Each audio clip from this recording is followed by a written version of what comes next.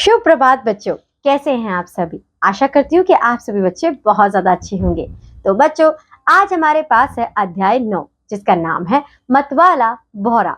जैसा कि बच्चों आपको पता है कि भौरा एक फूल से दूसरे फूल पर झटपट चला जाता है। तो चलिए पढ़ते इस कविता को हमारे एक्सपर्ट के साथ और जानते हैं मतवाले भौरे के बारे में और डिटेल में।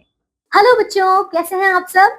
तो चलिए आ जाइए, अब हम शुरू करें हमारा अध्याय 9 जिसका नाम है बच्चों मत वाला भौरा। तो बच्चों ये है एक बहुत ही ज्यादा प्यारी सी कविता और आप सभी को मेरे साथ इस कविता को एक लय में गाना है ना बच्चों? तो तैयार हैं आप सब?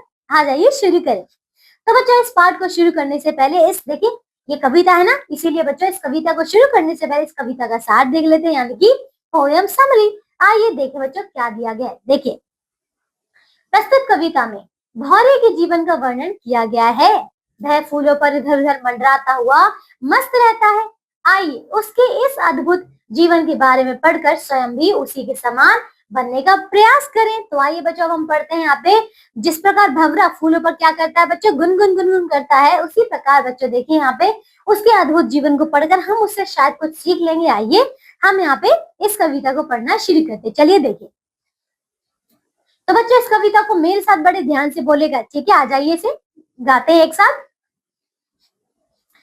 उपवन उपवन भौरा डोले, फूलों के कानों में बोले, रंग रूप का काला हूं मैं, दिल का बड़ा मतवाला हूं मैं। तो देखिए बच्चों, भौरा जो है हमसे कह रहा है क्या कि उपवन उपवन यानी कि भौरा क्या करता है, बाग बगीचे उपवन उपवन जब वो जाता है और फूलों पर डोलता है ना, क्या करता है बच्चों, भौरा डोले है ना। देखिए फूलों के कानों में कुछ बोलता है, यानी कि उसके ऊपर जाकर भिन भिन भिन करता है और इससे उसका रस चूसता है। रंग रूप का कैसा बच्चों, भौरा काला है और दिल का कैसा, बड़ा मतवाला है ना।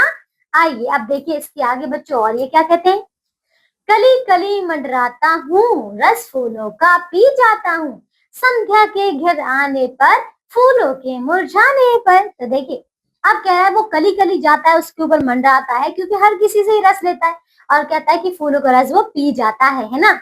संध्या, संध्या यानी कि बच्चों शाम, जैसे ही शाम आती है, संध्या के घिर आने पर क्या करते हैं, फूलों के मुरझाने पर। समझा, जब फूल मुरझाते हैं तो बच्चों वो क्या करता है, वो है ना वापस अपने घर आ जाता है। आइए अब देखिए इसके आगे बच्चों और क्या कहते हैं, ये देखिए, सूरज के घर जाने पर, चंदा के आ जाने पर, रात यहीं बिताता हूँ, फूलों में सो जाता हूँ। तो बच्चों देखिए उसका घर आने का अर्थ ये हुआ कि वो फूलों के ऊपर ही सो जाता है। देखो कहा है कि जब सूरज अपने घर चला जाता है, जब चंदा आ जाता है, यानी कि जब रात हो जाती है तो रात यहीं बिताता है, यानी कि फूलों के ऊपर। ये देखिए फूलों के ऊपर ही भंवरा सो जाता है ना।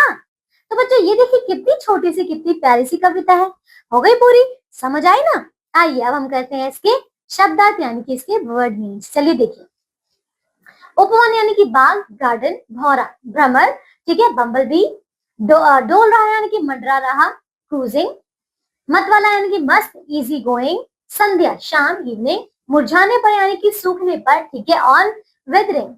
तो बच्चों समझ आ, देखिए ये था हमारा अध्याय, ये थी प्यारी सी कविता। अब इसके आगे आपको दिए गए अभ्यास कार्य, तो बच्चों आप सभी बच्चे इन प्रश्नों को अच्छी तरीके से पूरा करेंगे, है ना बच्चों। मैं आशा करती हूँ कि आपको इस कविता को पढ़कर बहुत आनंद आया होगा, है ना। चलिए तो आज के लिए सिर्फ और सिर्फ इतना ही। अब मैं आपसे मिलूंगी एक नई कक्षा में और करेंगे एक नया अध्याय। तब तक के लिए आप सब अपना ध्यान रखिए और स्वस्थ रहिए। बाय बच्चों।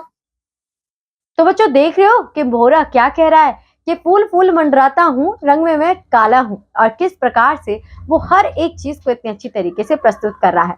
आशा करती हूँ कि आपको ये कविता पढ़कर बहुत ज्यादा मजा आया होगा। तो बच्चों आज के लिए बस इतना ही। अब मैं आपसे मिलूंगी आपके एक नए अध्याय के साथ। तब तक के लिए आप अपना बहुत ज्यादा ध्यान रखिए।